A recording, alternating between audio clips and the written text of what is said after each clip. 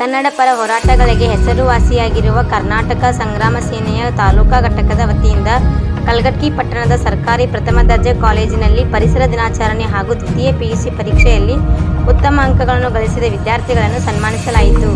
ಇದೇ ವೇಳೆ ಸಂಘಟನೆ ಕಲಘಟಗಿ ತಾಲೂಕಿನ ಅಧ್ಯಕ್ಷರಾದ ಸಾತಪ್ಪ ಕುಂಕೂರ್ ಅವರ ಜನ್ಮದಿನವನ್ನು ಸಹ ಆಚರಿಸಲಾಯಿತು.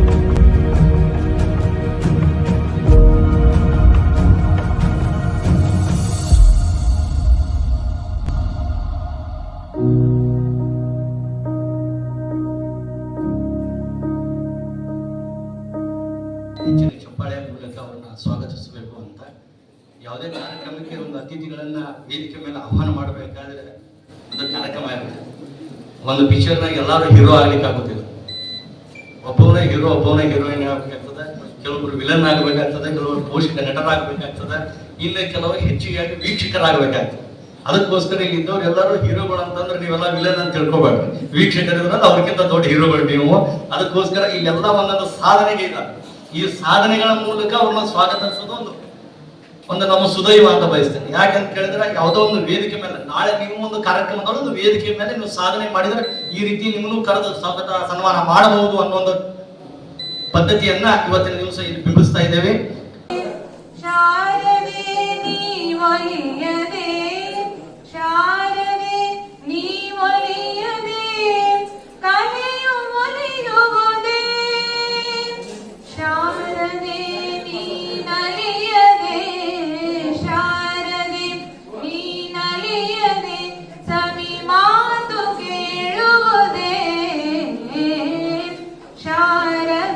ನೀವು ಕೂಡ ಈಗೇನು ಫಸ್ಟ್ ಸೆಕೆಂಡ್ ಬಂದಿದ್ದೀರಿ, ನೀವು ಹಿಂದಿದ್ದಂತ ವಿದ್ಯಾರ್ಥಿಗಳು ಇವತ್ತ ಏನು ನಮ್ಮ ತಾಲೂಕಿನ ಕೀರ್ತಿಯನ್ನ ಎತ್ತಿ ನಿಮ್ಮ ಕಲಿಸಿದಂತ ಶಿಕ್ಷಕರ ಹೆಸರನ್ನ ತಂದಿದ್ದೀರಿ. ಮುಂದಿನ ಪೀಳಿಗೆಯವರು ಕೂಡ, ಮುಂದಿನ ಕ್ಲಾಸ್ಗಳು ಕೂಡ ಅದೇ ರೀತಿ ಮಾಡಿದ್ರೆ ಮುಂದಿನ ಸಲ ಕೂಡ ನಿಮ್ಗೆಲ್ಲರಿಗೆ ಸನ್ಮಾನ ಕಾರ್ಯಕ್ರಮ ಇಟ್ಕೊಂತೇವೆ ಅನ್ನೋ ಒಂದು ಉದ್ದೇಶಕ್ಕಾಗಿ ಇವತ್ತ ಏನೋ ಒಂದು ಸಾಧನೆ ಮಾಡಿದವ್ರನ್ನ ಗುರುತಿಸಿದಾಗ ಮಾತ್ರ ಅವ್ರಿಗೆ ಒಂದು ಚೈತನ್ಯ ಬರ್ತೈತಿ.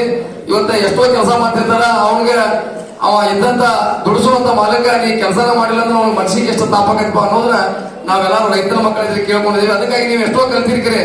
ನಿಮಗ ಶಾಲೆಯಲ್ಲಿ ಗುರುತನೆ ಮಾಡಿರ್ಬೇಕಾದ್ರೆ ಪ್ರಪಂಚದಲ್ಲಿ ಹೊರಗಿನ ಇಂಥ ವೇದಿಕೆ ಮೇಲೆ ಎಲ್ಲಾ ಗಣ್ಯ ಮಾಡಿದ್ರು ನಿಮ್ಮನ್ನ ಗುರುತಿಸಿ ಒಂದು ನಾವು ನಮ್ಮಲ್ಲಿದ್ದಂತ ಒಂದು ಸನ್ಮಾನ ಕಾರ್ಯಕ್ರಮ ಮಾಡಿದಾಗ ನಿಮ್ಮನ್ನ ಹಣ್ಣಂತ ತಂದೆ ತಾಯಿಗಾಗಲಿ, ನಿಮ್ಮನ್ನ ಸಂಬಂಧಿಕರಿಗಾಗಲಿ, ನಿಮ್ಮ ಕಲಿಸಿದ ಶಿಕ್ಷಕರಿಗಾಗಿ ಒಂದು ಒಳ್ಳೆಯ ಒಂದು ಭಾವನೆಗಳು ಬರುತ್ತೆ. ಯಾಕಂದ್ರೆ ನಮ್ಮ ಮಕ್ಕಳು ಇಂಥ ಒಂದು ವಿದ್ಯಾಭ್ಯಾಸನ ಕಲ್ತ್ರಲ್ಲ, ಇಂಥ ಒಂದು ಮಕ್ಕಳನ್ನ ನಾವು ಬೆಳೆಸಿದ ಸ್ವಾರ್ಥಕ್ಕೆ ಅನ್ನೋ ಒಂದು ಉದ್ದೇಶ ಇಟ್ಕೊಂಡು ನಾವು ಈ ಕಾರ್ಯಕ್ರಮ ಮಾಡ್ತಾ ಇದ್ದೇವೆ.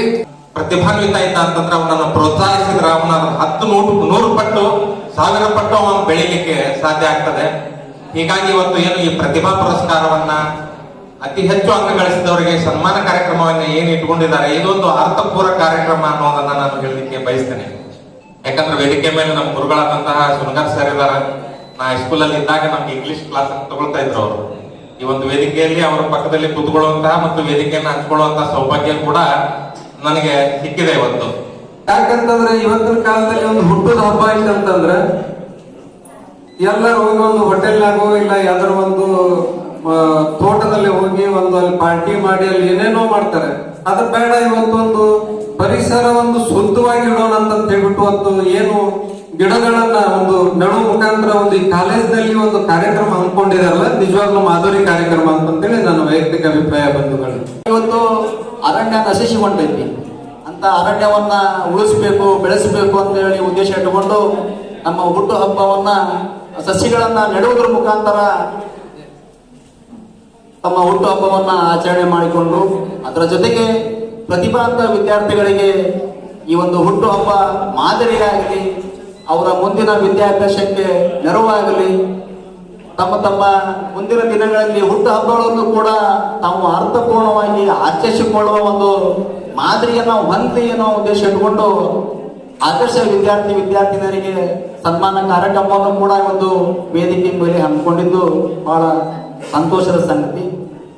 ಅದಕ್ಕಾಗಿ ಮತ್ತೊಮ್ಮೆ ಸಂಗ್ರಾಮ ಸೇನೆಯ ತಾಲೂಕಾ ಅಧ್ಯಕ್ಷ ಅಂತ ಸಾತಪ್ಪ ಕುಂಕೂರ್ ಅವರಿಗೆ ದೇವರು ಆಯುಷು ಆರೋಗ್ಯ ಸಕಲವನ್ನು ಕೊಟ್ಟು ಚೆನ್ನಾಗಿ ಇಟ್ಟಿರಲಿ. ಅವ್ರು ಮಾಡ್ತಕ್ಕಂಥ ಒಳ್ಳೆ ಕೆಲಸಗಳಿಗೆ ನಮ್ಮೆಲ್ಲರ ಸಹಕಾರ ಯಾವತ್ತೂ ಇದ್ದೇ ಇರ್ತೈತಿ.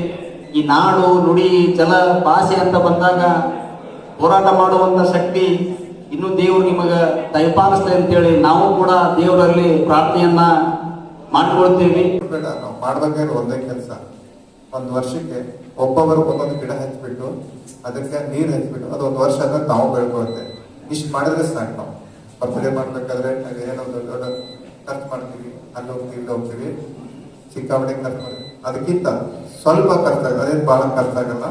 ಒಂದು ಗಿಡ ನೆಟ್ಬಿಟ್ಟು ಅದಕ್ಕೆ ನೀರು ಸ್ವಲ್ಪ ಗೊಬ್ಬರದ ಹಾಕಿ ಒಂದು ವರ್ಷ ನೋಡ್ಕೊಂಡ್ರೆ ಸಾಕು, ನಮ್ಗೆ ಪ್ರಕೃತಿ ವಿಕೋಪವನ್ನ ತಡಿಬಹುದು. ನಾವು ನಿರಂತರವಾಗಿ ಅಧ್ಯಯನ ಮಾಡುವುದರಿಂದ ನಮ್ಮ ಜೀವನದಲ್ಲಿ ಸಾಧನೆ ಮಾಡಬಹುದು. ಫಸ್ಟ್ ಕ್ಲಾಸ್ ಬಂದಾಳ್ರಿ. ನಮಗೆಲ್ಲ ಮನೆಯವರಿಗೆ ಎಲ್ಲರಿಗೆ ಕಾಲೇಜರಿಗೆ ಖುಷಿ ಆಗೈತ್ರಿ.